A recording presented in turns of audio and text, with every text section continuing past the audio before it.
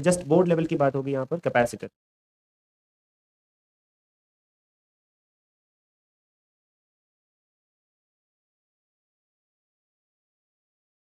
Capacitor capacitor क्या होता है भाई? कैपेसिटर एक डिवाइस होती है जो चार्ज को स्टोर करती है। It is a device used to store charge. Clear? यहाँ एक क्वांटिटी होती है जिसको बोलते हैं कैपेसिटेंस। तो कैपेसिटेंस क्या होता है? कैपेसिटेंस को कैपिटल सी से डिनोट करते हैं और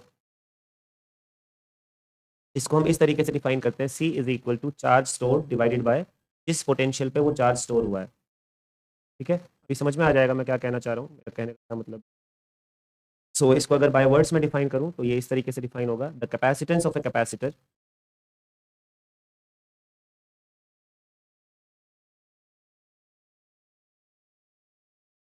is defined as charge stored per unit potential difference या potential charge stored per unit potential difference। बिल्कुल वही चीज़ें डिस्कस करूंगा जो आ सकती हैं। ठीक है, अब ज़्यादा इतना टाइम नहीं है कि आप लोग भी ज़्यादा चीज़ें पढ़ें। पोटेंशियल डिफरेंस इसका यूनिट जो रहेगा एसआई यूनिट वो बन जाएगा। देखो ऊपर फॉर्मूले से आप देख सकते हो, ऊपर चार्ज है तो कुलम और नीचे वोल्टेज है पर वोल्ट, कुलम पर। ठीक है, और सिंपली इसका एक और एसआई यूनिट होता है फेराड, FARAD। एक साइंटिस्ट थे माइकल फेराडे, उनके नाम पे ये यूनिट बना है। इसको सिंबॉलिकली अगर हम डिस्क्राइब करेंगे तो कैपिटल एफ से करेंगे। ठीक है, ये होता है आपका कैपेसिटेंस। तो कितने तरीके के कैपेसिटर्स हमारे पास होते हैं? कैपेसिटर क्या करता है? चार्ज को स्टोर करने का काम करता है। देखो आप एक चीज समझेंगे, कोई भी मेटल हो, ठीक है, all metals can store charge. आपने पढ़ा है इलेक्ट्रोस्टैटिक्स में, पहला चैप्टर जब मैंने आपको पढ़ाया था तो चार्जिंग उसमें एक प्रोसेस था वो पढ़ाया था, है ना। उसमें हमने मेटेलिक स्फेयर्स लिए थे। उन मेटेलिक स्फेयर्स पे अगर आप कोई चार्ज एक्सेस चार्ज देते हो तो वो उसकी सरफेस पे यूनिफॉर्मली फैल जाता था। तो इसका मतलब कैपेसिटर्स तो वो स्फेयर्स भी है, यस वो स्फेयर्स भी कैपेसिटर है। जितने भी गुड कंडक्टर्स होंगे वो सब कैपेसिटर होंगे। लेकिन अब ऐसे तो मैं घर में अगर अपनी किचन में से एक स्पून एक चम्मच उठा लूँ स्टील की, वो भी कैपेसिटर है, यस वो भी कैपेसिटर है। ठीक है, लेकिन देखो थोड़ा टेक्निकली बात करते हैं। डिवाइस ऐसा होना चाहिए जो लार्ज अमाउंट ऑफ चार्ज को स्टोर कर पाए। क्लियर? तो यानी ये जो क्वांटिटी है ना कैपेसिटेंस, ये हाई होना चाहिए। जो भी डिवाइस हम यूज करेंगे उसका कैपेसिटी या कैपेसिटेंस हाई होना चाहिए, तब उसको हम एक इफेक्टिव कैपेसिटर मानेंगे। ठीक है, कैपेसिटर हम यूज कहाँ पे करते हैं? हमारा जो फैन होता है घर पे, पंखा जो होता है, ठीक है, छत पे जो लगाया जाता है, उसमें आपने देखा होगा एक सिलेंड्रिकल प्लास्टिक का एक कंपोनेंट होता है उसके साथ, उसको कैपेसिटर बोलते हैं। कैपेसिटर कुछ नहीं करता है, चार्ज को स्टोर करने का काम करता है। ठीक है, तो अभी हम डिस्कस करते हैं पैरेलल प्लेट कैपेसिटर। कैपेसिटर किसी भी तरीके का हो सकता है। चलो फॉर एन एग्जांपल, एक जिससे कि आपको थोड़ा फ्लो बने इस टॉपिक में, मैं डिस्कस कर लेता हूँ स्फेरिकल कैपेसिटर। स्फेरिकल कैपेसिटर मतलब जस्ट एक स्फेयर ले लो, सॉलिड स्फेयर ले लो, ठीक है, मेटेलिक होना चाहिए। मैंने ये एक स्फेयर ले लिया यहाँ पर, let's say this is a sphere and this is having some radius R. इसका रेडियस हो गया आर, और इसकी सरफेस पे कुछ मैंने चार्ज डाल दिया। लेट्स से ये मेरा कुछ चार्ज मैंने इसके साथ डाल दिया जो कि इसने स्टोर कर लिया, हम ऐसा बोलेंगे कि इसने स्टोर कर लिया चार्ज। तो ये चार्ज का जो अमाउंट है लेट्स से वो क्यू है, दिस चार्ज इज क्यू। ठीक, अब देखो अब आपको पता होना चाहिए कि स्फेरिकल अगर आपके पास कंडक्टर है उसकी सरफेस पे पोटेंशियल क्या होगा। ये मैंने आपको करवाया है, ये मैंने आपको फर्स्ट चैप्टर में कराया है। यहाँ पे जो पोटेंशियल होगा बेटा वो कितना होगा? सरफेस पे क्या पोटेंशियल होता है? K Q divided by R, radius, ये होता है सरफेस का। या इसको लेबोरेटेड वे में लिखेंगे, के को लिख सकते हो आप 1/4 पाई एप्सिलॉन नोट, यहाँ नीचे आर आ जाएगा साथ में और ऊपर आ जाएगा क्यू। ठीक है, ये हो गया पोटेंशियल। कुछ नहीं करना है, मेरे को निकालना है कैपेसिटेंस। तो इसका कैपेसिटेंस जो हो जाएगा, राइट, ये डेटा मैंने यहाँ लिखा है, इसका कैपेसिटेंस जो हो जाएगा सी, वो हो जाएगा चार्ज कितना स्टोर है इसके ऊपर क्यू, और पोटेंशियल कितना है इसकी सरफेस पे, पोटेंशियल ये है जो मैंने यहाँ पे लिखा। तो क्यू तो नीचे आ जाएगा और ये 4 पाई एप्सिलॉन नोट आर आपका ऊपर चला जाएगा, क्यू से क्यू कैंसिल हो जाएगा, तो इसका जो कैपेसिटेंस हो जाएगा ई जो हो जाएगा, सॉरी सी जो हो जाएगा, that C will be 4 pi epsilon naught R. समझ में आ गई बात? Understood not? देखो एक चीज ध्यान रखेंगे आप, ये जो वैल्यू है ना ये वैक्यूम के लिए है। ये कैपेसिटर हमारा किस में रखा है? वैक्यूम में रखा है। ये आपको पहले से पता है, ये वैक्यूम में रखा है। अगर मैं इस कैपेसिटर को किसी मीडियम में रख दूं, मतलब मैं यहाँ ऐसे दिखा देता हूँ, लेट्स से इसके आसपास ना ये पूरा ये वाला जो हिस्सा है, अगर ये कोई मीडियम होगा, राइट, पूरा मतलब किसी मीडियम में है, तो मीडियम के लिए आपका जो कैपेसिटेंस होगा वो आपको ऐसे चेंज करना है, ध्यान रखना हमेशा, P इज इक्वल टू 4 पाई जहाँ एप्सिलॉन नोट लिखा है वहाँ पर आप लिखेंगे एप्सिलॉन नोट एप्सिलॉन आर और फिर आर, ये चीज़ एक्स्ट्रा आ जाएगी एक ये चीज़, ठीक है। और इसको क्या बोलते हैं, डाइलेक्ट्रिक कांस्टेंट, ठीक है। तो यानी इसको सी डैश बोल दो लेट्स से, है ना, क्योंकि ये मीडियम का है, तो C dash will be equal to epsilon R into में सी, ये याद रखना, ठीक है।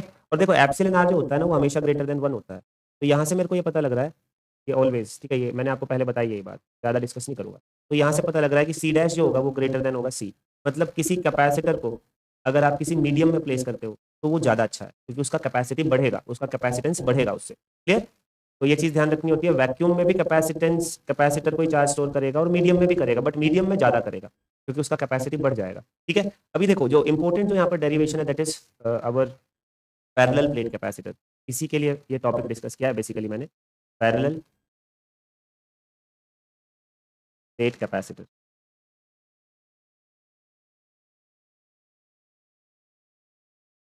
पैरेलल के प्लेट कैपेसिटर में क्या होता है, दो प्लेट्स होती है आपकी इस तरीके, यहाँ पे ड्रॉ कर लेता हूँ, जैसे एक प्लेट,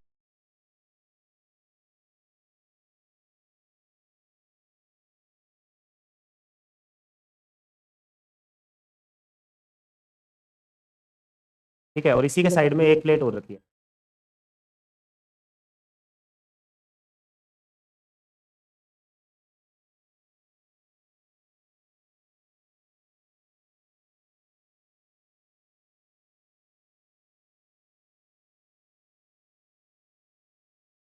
ये दो प्लेट हो गई, दोनों ये मेटेलिक प्लेट है आपकी, हाँ, किसी ना किसी मेटल की बनी हुई है। हम क्या करते हैं, इसको ऐसे एक वायर के थ्रू, यहाँ से एक वायर निकाली और इस वाली प्लेट से एक वायर निकाली, ऐसे एक वायर ये आ गई, तो नीचे ले आओ, बैटरी से कनेक्ट करने जा रहे हैं इसको हम, ठीक है। ये हमारी हो गई बैटरी, और एक प्लेट आपकी इधर इस वायर से ऐसे कनेक्ट, बैटरी का पोटेंशियल डिफरेंस है लेट्स से वी, तो वी डाल दिया, ठीक है। कुछ बेसिक चीज़ें यहाँ पर याद रखनी है, ये जो प्लेट है आपकी, इन दोनों प्लेट के बीच में जो सेपरेशन है, दिस सेपरेशन इज डी, ठीक है, ये सेपरेशन आपका है डी, और ये जो एरिया है प्लेट का वो एरिया है ए, दोनों प्लेट, ठीक है।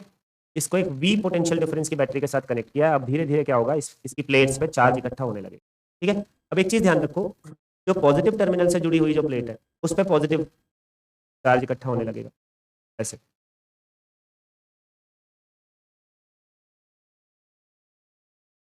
इसका हमें कैपेसिटेंस निकालना है, उसी का डेरिवेशन करना है, और इस प्लेट पे आपका नेगेटिव चार्ज इकट्ठा होना,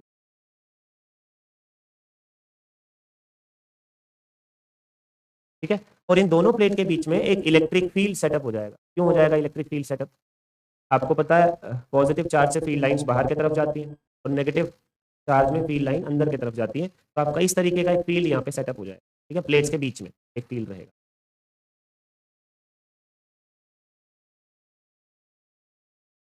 समझ रहे हैं आप, इस तरीके से एक फील्ड यहाँ पे आ जाएगा, ठीक है। लेट्स से इस फील्ड का जो वैल्यू है दैट इज, ठीक है, और एक कांस्टेंट फील्ड ये इनके बीच में सेटअप हो जाएगा, ठीक है। गॉस लॉ से आपने निकाला भी है इनफाइनाइट चार्ज शीट का जो फील्ड होता है कितना, लेटर ऑन मैं डिस्कस कर लूंगा। अब देखो मेरे को निकालना है कैपेसिटेंस, कैपेसिटेंस क्या होता है, हाँ एक चीज़ और, इनकी जो चार्ज डेंसिटी है प्लेट्स की वो सिग्मा है, चार्ज डेंसिटी क्या होता है, चार्ज डेंसिटी होता है चार्ज पर यूनिट एरिया, ये होता है चार्ज डेंसिटी। तो मैं ऐसा मान रहा हूँ जब ये कैपेसिटर फुली चार्ज हो गया तो इसका जो चार्ज डेंसिटी है वो sigma, it means the total charge accumulated over the plate divided by the area of the plate, ठीक है। अब मेरे को चाहिए सी, सी क्या आएगा, सी होगा क्यू बाय बी, ठीक है। पहले आप क्या करो, यहाँ से क्यू निकाल लो, क्यू क्या आ जाएगा यहाँ से सिग्मा, ठीक है, मैं क्यू को पुट करूंगा सिग्मा ए, चलो क्यू को पुट कर दो, C is equal to sigma A divided by V, ठीक है। लेकिन देखो अब इस वी को भी यहाँ से चेंज करना है, आपने एक चीज़ पढ़ी है, याद दिलाने के लिए बता रहा हूँ, पढ़ी है ये मैंने पढ़ाई है आपको, जो इलेक्ट्रिक फील्ड होता है वो होता है minus del V by del R, इस वे में हमने इसको पढ़ा है, इसको डिफरेंशियल रिलेशन बोलते हैं, this is the relation between electric field and potential. तो देखो यहाँ पर क्या कांस्टेंट फील्ड है, अगर कांस्टेंट फील्ड होता ना तब ये रिलेशन ऐसी बन जाती है, electric field is equal to P bye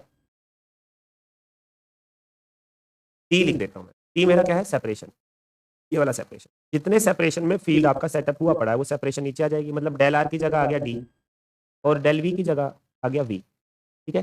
ये वी क्या होगा, दोनों प्लेट के बीच का पोटेंशियल डिफरेंस होगा, यहाँ से वी क्या आ जाएगा, वी आ जाएगा ई डी, ठीक है, आप वी को वहाँ पे, अच्छा अब ई भी डिस्कस कर लेते हैं। ई क्या होगा दोनों प्लेट के बीच? देखो दोनों प्लेट के बीच में जो ई होगा वो होगा सिग्मा बाय एप्सिलॉन नोट।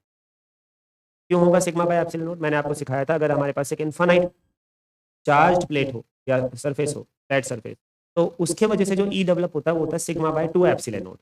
लेकिन यहाँ दो प्लेट है बेटा, तो जो दोनों का जो फील्ड होगा ना वो होगा sigma bye 2 epsilon note plus sigma bye 2 epsilon note, क्योंकि दोनों का फील्ड सपोर्ट कर रहा है एक दूसरे को, यानी सेम डायरेक्शन में जा रहा है।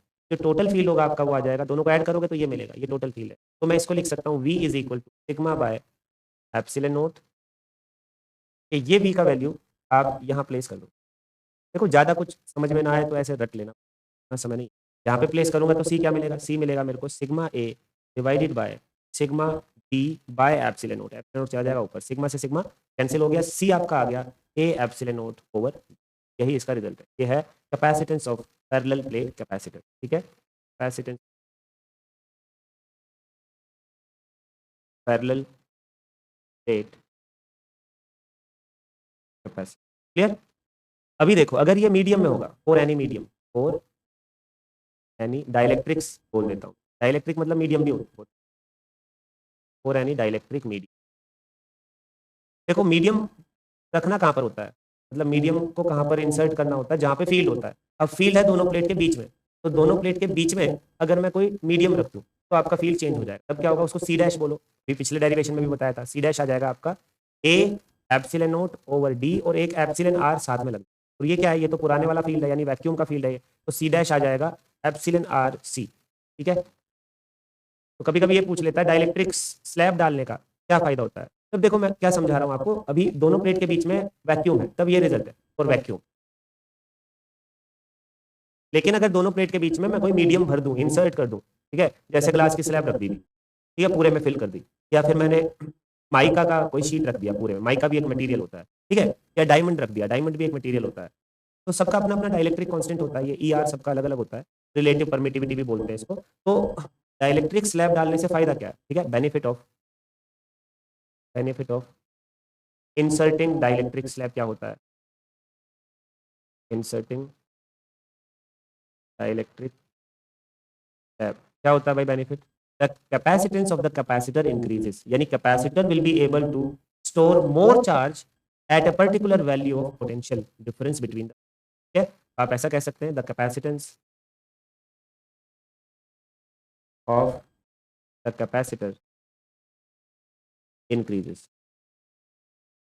ठीक है, या आप ऐसा कह सकते हैं the capacitor will be able to store more amount of charge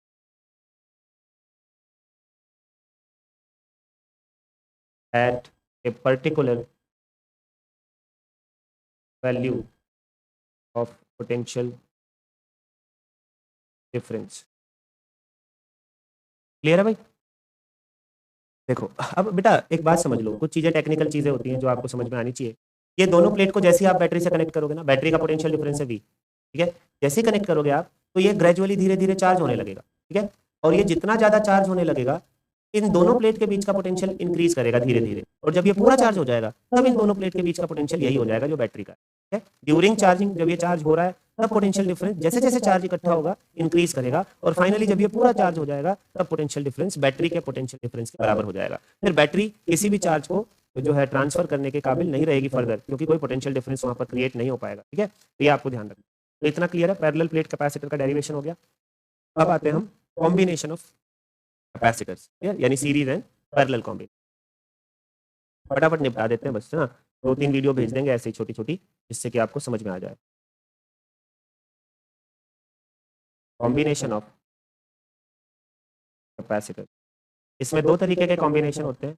number 1 series combination and number 2 parallel combination. पहले सीरीज कॉम्बिनेशन डिस्कस कर लेते हैं।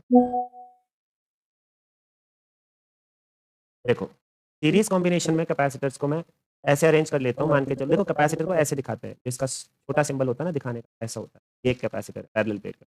एक पैरेलल प्लेट कैपेसिटर मेरे पास ये है, ठीक है, इसको बोल दो C1 और इसको बोल दो, इन दोनों को मैंने एक बैटरी से कनेक्ट कर दिया। ये मेरी बैटरी है, 20 वोल्ट की बैटरी है, राइट, और ये इनको चार्ज करेगी। ये V वोल्ट की बैटरी है। देखो एक चीज आप ध्यान रखेंगे, सीरीज में जितना चार्ज इसके ऊपर स्टोर होगा उतना ही चार्ज इसके ऊपर स्टोर होगा। ठीक है, मैं मान के चलता हूँ इस पे भी चार्ज क्यू स्टोर हो गया पहले कैपेसिटर पे, मतलब इसकी ये वाली प्लेट पॉजिटिव हो गई, ये वाली प्लेट पॉजिटिव हो गई और इसकी वाली प्लेट नेगेटिव हो गई चार्ज होने के बाद। इसके ऊपर जो चार्ज आया वो भी क्यू आया और इसके ऊपर जो चार्ज आया वो भी क्यू आया। ध्यान रखना सीरीज में चार्ज स्टोर सेम होता है, सेम अमाउंट में चार्ज स्टोर करेंगे दोनों कैपेसिटर। ठीक है, और देखो ये टोटल पोटेंशियल डिफरेंस भी लगाया हुआ है, पोटेंशियल अलग अलग होगा। यहाँ पर अगर आप वोल्ट मीटर लगा के, ये पूरे चार्ज हो चुके हैं, आप यहाँ पे वोल्ट मीटर लगा के अगर पोटेंशियल डिफरेंस देखेंगे यहाँ पर, तो वो आपको मिलेगा some amount like some V1 value. ठीक है, और आप यहाँ पे पोटेंशियोमीटर लगा के देखेंगे तो वो आपको मिलेगा V2। ठीक है, और जो V रहेगा टोटल, ये बैटरी वाला V रहेगा, ये रहेगा V1 प्लस, क्योंकि दोनों में डिस्ट्रीब्यूट हो गया पोटेंशियल, कुछ पोटेंशियल यहाँ ड्रॉप हो गया, कुछ पोटेंशियल यहाँ ड्रॉप हो गया, चार्ज दोनों के ऊपर बराबर रहेगा। तो यहाँ से शुरुआत करनी है आपको, V is equal to V1 plus V2। ठीक है, अब मेरे को पता है, देखो V नो कि भाई C बराबर होता है Q बाय V, है ना, तो V बराबर होगा Q बाय, तो ये फॉर्मूला मैं, ये जो V का फॉर्मूला है, ये मैं यहाँ भी इंपोज कर देता हूँ, यहाँ भी इंपोज कर देता हूँ और यहाँ भी इंपोज कर। तो ये इक्वेशन कैसी बनेगी, कलर चेंज करके बता रहा हूँ फर्दर, ये इक्वेशन कुछ ऐसी बन जाएगी आगे, मतलब इसी इक्वेशन को लिख रहा हूँ, ये बन जाएगी। देखो ये V नेट है, क्या है ये V नेट, मतलब बैटरी से जो अप्लाई हुआ था, ये पहले कैपेसिटर पे ड्रॉप होने वाला पोटेंशियल है और ये दूसरे कैपेसिटर पे ड्रॉप होने वाला पोटेंशियल। तो मैं इसको ऐसे लिख लेता हूँ, V नेट को लिख लेता हूँ मैं Q net by V net बराबर, V1 को लिख लेता हूँ Q1 बाय C प्लस Q2 बाय C। ठीक है, अब देखो अगर बैटरी के थ्रू कोई चार्ज Q फ्लो हुआ है, वही चार्ज इसमें भी स्टोर हुआ है, वही चार्ज इसमें भी स्टोर हुआ है, यानी Q नेट Q1 और Q2 ये बराबर होंगे, आपस में कट जाएंगे। अब ब्रैकेट में लिख देता हूँ Q नेट क्या, जो बैटरी से फ्लो हुआ charge will be equal to Q1, जो पहले कैपेसिटर पे स्टोर हुआ है, will be equal to Q2। Series में चार्जेस सेम होते हैं दोनों के ऊपर, ये सब कट जाएंगे, तो यहाँ से क्या आ गया, 1 by C net will be equal to 1 by C1 plus 1 by, ये सीरीज का रिजल्ट है। कैपेसिटर का सीरीज का रिजल्ट देखने में ऐसा होता है जैसे रजिस्टर्स का पैरेलल का रिजल्ट होता है। सीरीज में अगर कैपेसिटर होंगे ऐसे जोड़े जाएंगे, समझ में आ गई बात। चलो अब नंबर 2 में चलता हूँ, ये सीरीज डिस्कस किया मैंने, अब नंबर 2 पे मैं डिस्कस कर रहा हूँ पैरेलल कॉम्बिनेशन। ठीक है, तो नेक्स्ट स्लाइड पे जा रहा हूँ मैं पैरेलल कॉम्बिनेशन के लिए।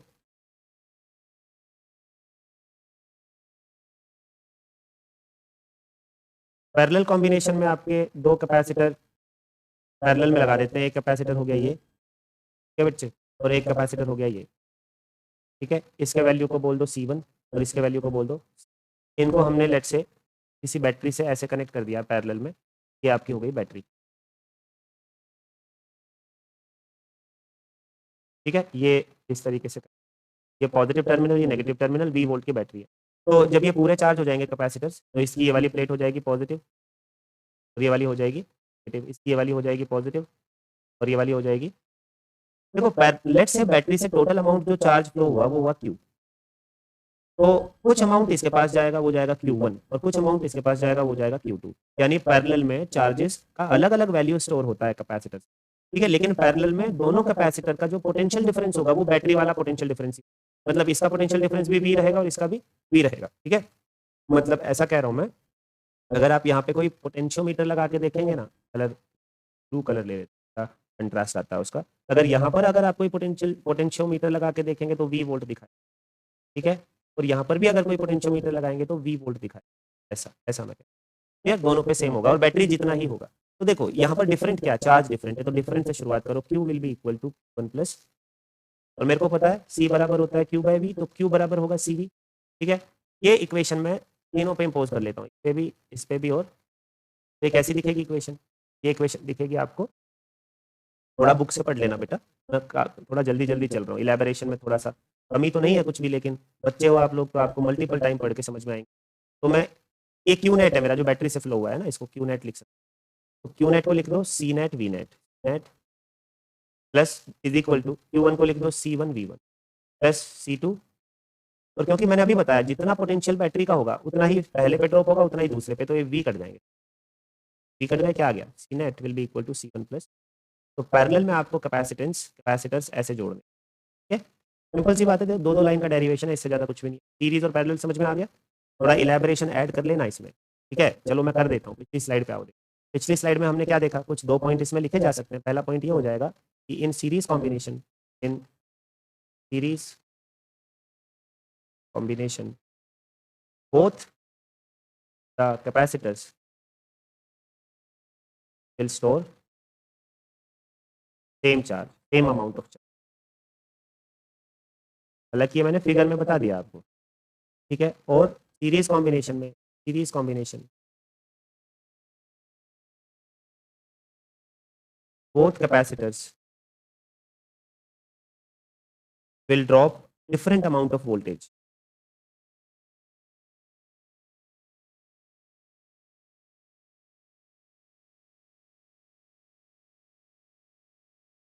क्या पैरेलल का खुला हुआ है क्या ये? मेरे को तो सीरीज बताना था, सीरीज में लिखनी है बात मेरे को, कोई बात नहीं, सीरीज उधर पेस्ट कर देंगे, will drop different amount of. ये बात एक्चुअली इस स्लाइड के लिए थी।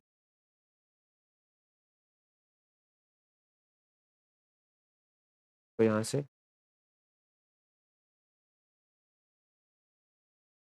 तो ये इस सर्किट के लिए थी ये बात, ठीक है, सीरीज के लिए। बेटा अगर मैं आपसे पूछूं कि इन दोनों कैपेसिटर में से ज्यादा पोटेंशियल कौन ड्रॉप करेगा, देखो C इज इक्वल टू होता है Q बाई V, इसका कैपेसिटेंस ज्यादा होगा वो कम वोल्टेज ड्रॉप करेगा, ठीक है, जिसका कैपेसिटेंस कम होगा वो ज्यादा वोल्टेज ड्रॉप करेगा। चार्ज तो इक्वल है दोनों पे, हाँ, चार्ज इक्वल होने से C इंटू वी का जो प्रोडक्ट होगा वो कांस्टेंट होगा। तो C अगर किसी का कम है तो V उसको ज्यादा मिलेगा, C किसी का ज्यादा है तो उसको V कम मिलेगा। यानी आप ऐसा कह सकते हो C इज, कुछ एक्स्ट्रा बातें बता रहा हूँ, C is inversely proportional to V। तो more will be the capacitance, less will be the potential dropped across that capacitor. समझ रहे हैं ना यहाँ से मैं क्या कहना चाह रहा हूँ? मोर will be the capacitance, less the lesser will be the potential dropped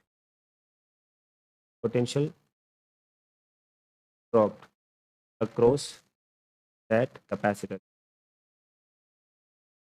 ठीक है, अंडरस्टूड और नोट? चलो दूसरा पैरेलल के लिए भी ऐसी एक बात लिख देते हैं। देखो पैरेलल में पोटेंशियल तो दोनों पे सेम ड्रॉप हो रहा है, चार्ज दोनों अलग अलग स्टोर कर रहे हैं, तो आप ये बात लिख सकते हो parallel combination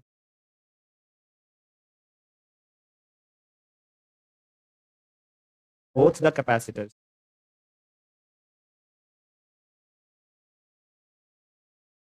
will drop equal voltage। ठीक है, और दूसरी बात क्या है ना, both the capacitors will store different charge, both the capacitors will drop different। ठीक है, अच्छा कौन ज्यादा स्टोर करेगा चार्ज? पोटेंशियल तो दोनों पे सेम ड्रॉप हो रही है, मेरे को पता है C इज इक्वल टू होता है Q बाई V, V तो दोनों के लिए सेम है, तो V बराबर क्या आ जाएगा यहाँ से, V बराबर आ जाएगा Q बाय, V तो दोनों के लिए सेम है, तो यानी Q बाय C का रेशियो दोनों के लिए सेम होना चाहिए। तो जिसका C का वैल्यू कम होगा उसका चार्ज स्टोर भी कम होगा, जिसका C का वैल्यू ज्यादा होगा, या आप ऐसा कह सकते हो ना भाई, ये लिखा तो हुआ है, आप ऐसा कह सकते हो Q is directly proportional to C, और विल बी द कैपेसिटेंस और will be the storage of charge, ऐसा कह सकते हैं। ठीक है, तो C is directly proportional to Q होता है, तो यहाँ से हम कह सकते हैं और will be the value of. I hope कि आपको समझ आ रहा है, और फीडबैक जरूर देना मेरे को ये वीडियो देख के कि कन्वीनियंट है कि नहीं है। अगर ये कन्वीनियंट है बेटा आप लोगों की मैं काफ़ी हेल्प कर सकता हूँ इसी तरीके से वीडियो के थ्रू, ठीक है। और will be the value of capacitance, capacitance और will be the storage of charge. ये पीडीएफ भी आपको भेज देंगे जो लिख रहा हूँ अभी। Clear, understood? चलो ये हो गया, दो डेरिवेशन हो गई, तीसरे पे आते हैं। अभी हम पढ़ेंगे एनर्जी स्टोर्ड इनसाइड कैपेसिटर। ठीक है, एनर्जी स्टोर्ड साइड कैपेसिटर। देखो एनर्जी स्टोर कहाँ पे होती है कैपेसिटर में, जहाँ पे फील्ड होता है, कैपेसिटर की दोनों प्लेट्स के बीच में फील्ड होता है बस, तो एनर्जी भी वहीं पे स्टोर होती है। तो ये इंपॉर्टेंट डेरिवेशन है, एनर्जी स्टोर्ड साइड या between the plates of capacitor, ऐसा लिख सकते हैं, इनसाइड लिख लो, energy stored inside parallel plate capacitor. ठीक है, इसका डेरिवेशन पूछ लिया जाता है इन जनरल, कि आप समझ, एनर्जी स्टोर। देखो हमें एक चीज़ पता है कि पैरेलल प्लेट कैपेसिटर का जो कैपेसिटेंस होता है वो होता है ए एप्सिलॉन नॉट ओवर डी। ठीक है, और T इज इक्वल टू होता है Q by V, T is equal to होता है Q बाय, तो V इज इक्वल टू होता है Q बाय C, ठीक है। और आपने 10th क्लास में पढ़ा है V इज इक्वल टू होता है वर्क पर यूनिट चार्ज, ये भी होता है वर्क पर unit charge, W by Q, ठीक है।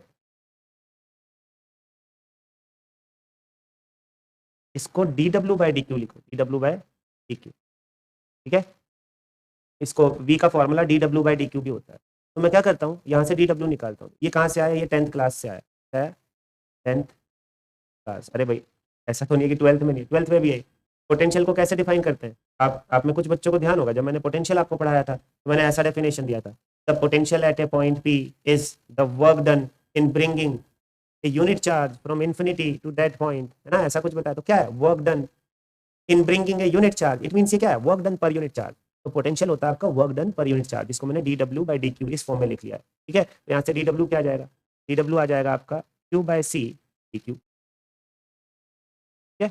अगर मैं इसको इंटीग्रेट कर दूँ, इंटीग्रेट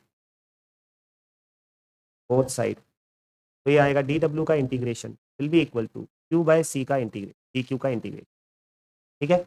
ये वर्क कौन कर रहा है, ये कर रही है बैटरी।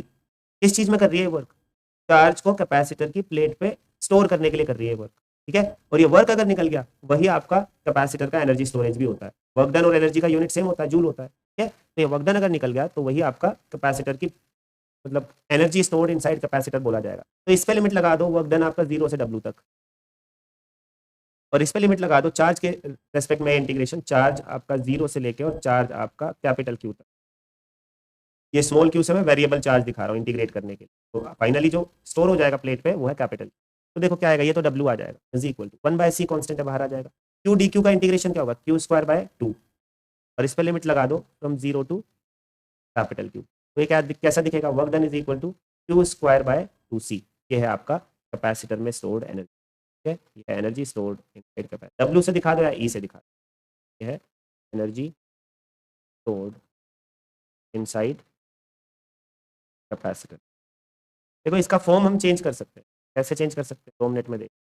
ये मैंने ये डेरिवेशन इधर कर दिया भाई, इसको फर्दर डिस्कस कर रहा हूँ कुछ और इसके पैरामीटर्स।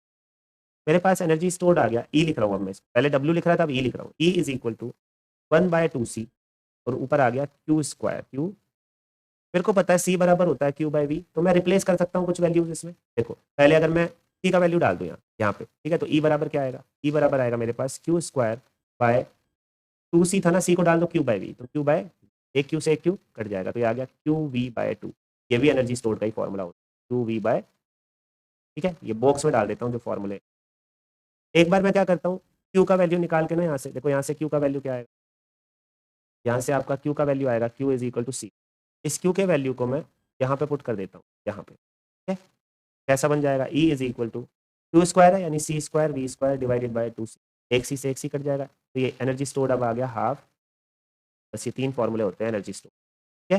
ये ध्यान रखना है, एनर्जी स्टोर के 3 फॉर्मूले बन रहे हैं हमारे, कौन कौन से बन रहे हैं, एनर्जी स्टोर्ड आ जाएगा आपका Q²/2C, एनर्जी स्टोर्ड आ जाएगा आपका QV/2, एनर्जी स्टोर्ड आ जाएगा आपका हाफ C। ये तीनों ही एनर्जी स्टोर के फॉर्मूले, एनर्जी स्टोर्ड इनसाइड कैपेसिटर। समझ में आ गई बात, ठीक है। चलिए आगे बढ़ते हैं। नेक्स्ट डेरिवेशन है एनर्जी डेंसिटी ऑफ कैपेसिटर, ठीक है। सेम सेम सही है, ज़्यादा अंतर नहीं, कुछ भी नहीं। यहाँ छोटे से जो जगह बची यहाँ भी डिस्कस कर सकता हूँ, लेकिन मैं अगली स्लाइड पर discuss, energy density of capacitor.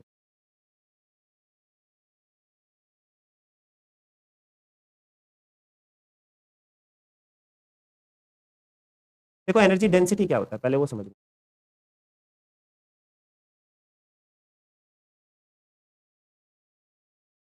Energy density को स्मॉल यू से डिनोट करते हैं, और ये स्मॉल यू बराबर क्या होता है, energy stored, energy per unit volume, unit volume, ठीक है। अब देखो एनर्जी स्टोर्ड तो मैं निकाल चुका हूँ, हाँ, वो लिख लेते हैं, चलो काम आएगा हमारे। एनर्जी स्टोर्ड वो होता है आपका हाफ CV², या फिर Q²/2, या फिर क्या आया था QV/2। ये 3 फॉर्मूले आए थे एनर्जी स्टोर। और देखो ये आपका कैपेसिटर है, ऐसा था ना कैपेसिटर, तो जल्दी जल्दी बोलो। एक प्लेट ऐसे थी और एक प्लेट आपकी ऐसे थी, दोनों प्लेट के बीच का सेपरेशन था D, इसका भी एरिया था A, इसका भी एरिया था A। तो बेटा फील्ड है कहाँ पर, फील्ड है इन दोनों के बीच में, याद दिला रहा हूँ आपको, ऐसे फील्ड है, ये इलेक्ट्रिक फील्ड। तो जितने वॉल्यूम में फील्ड है ना, उतने उसका वॉल्यूम आएगा यहाँ पर, ये जो वॉल्यूम लिखा है ना नीचे, ये वॉल्यूम क्या बनेगा बेटा, कैपेसिटर की प्लेट के बीच का वॉल्यूम क्या होगा, वॉल्यूम होगा एरिया इनटू जो सेपरेशन है डी, एडी, ये वॉल्यूम है, ठीक है। चलो एनर्जी डेंसिटी निकाल, एनर्जी डेंसिटी क्या आ जाएगा, यू, स्मॉल यू बराबर आ जाएगा एनर्जी स्टोर्ड, ऊपर लिखना है नीचे लिखना है वॉल्यूम, एनर्जी स्टोर का कोई भी फॉर्मूला डाल दो जो आपका मन करे, ठीक है। मैं डाल देता हूँ, ये डाल देता हूँ, टी वी स्क्वायर बाय 2 डाल दो ना, half C V square by 2, half T V square, ठीक है। और नीचे आ जाएगा वॉल्यूम, वॉल्यूम को डाल दो एडी, ठीक है। अब देखो सी क्या होता है, पैरेलल प्लेट कैपेसिटर का सी क्या होता है, यहाँ लिख देता हूँ, सी होता है ए एप्सिलॉन नॉट ओवर, ठीक है। और वी क्या होता है, वी होता है इलेक्ट्रिक फील्ड इनटू में डी, और इलेक्ट्रिक फील्ड क्या होता है, इलेक्ट्रिक फील्ड होता है सिग्मा बाय एप्सिलॉन इनटू में डी, ठीक है। तो वी को ये डाल दो, ये वाली चीज़, और सी को ये डाल दो इसमें, तो क्या बनेगा, हाफ सी को डाल दो A epsilon naught over D, V है, वी को ये डाल दो sigma D by epsilon naught, तो हो जाएगा सिग्मा का स्क्वायर डी का स्क्वायर बाय एप्सिलॉन नॉट का स्क्वायर, ठीक है। और क्या है नीचे एडी, यहाँ डाल दो एडी, ठीक है। अच्छा ऐसा करो, एक स्लाइड थोड़ा सा मॉडिफिकेशन कर रहा हूँ मैं, ये वी को ना ईडी रहने दो, वी को क्या रहने दो, ईडी रहने दो, ईडी वैल्यू डाल दो, ई का वैल्यू फर्दर आगे मत डालो, तो ये आपका वी का वैल्यू होगा, वी को ऐसे कैसे पुट करेंगे, तो हाफ सी का वैल्यू डाल दो A epsilon naught over D, और पी स्क्वायर का वैल्यू डाल दो ई स्क्वायर टी स्क्वायर, और नीचे क्या है, वॉल्यूम है, वॉल्यूम क्या है मेरी, एरिया इंटू, तो उनका सेपरेशन है वो, तो एरिया इंटू, एरिया से एरिया कट जाएगा, एक सेपरेशन से एक सेपरेशन कट जाएगी, दोनों सेपरेशन कट जाएंगी दोनों से, तो है ना डी नीचे, तो क्या आ गया, हाफ एप्सिलॉन नॉट, बहुत इंपॉर्टेंट, वो कहते हैं energy density, half epsilon not E square, ठीक है, ऐसे डिराइव करना है। चलो ये भी कंप्लीट हुआ। कैपेसिटर में देखो डेरिवेशन की अगर हम बात करें, डेरिवेशन सारी कंप्लीट, कुछ चीज़ें और भी बचती हैं कैपेसिटर में, तो उसके बारे में भी डिस्कशन। देखो वीडियो का लेंथ ज़्यादा हो रहा है, अभी मैं वीडियो को यहीं पे रोकता हूँ, जस्ट अभी के अभी दोबारा बैठूंगा इसका सेकंड पार्ट रिकॉर्ड करने के लिए, तब तक ये वीडियो आप तक पहुँच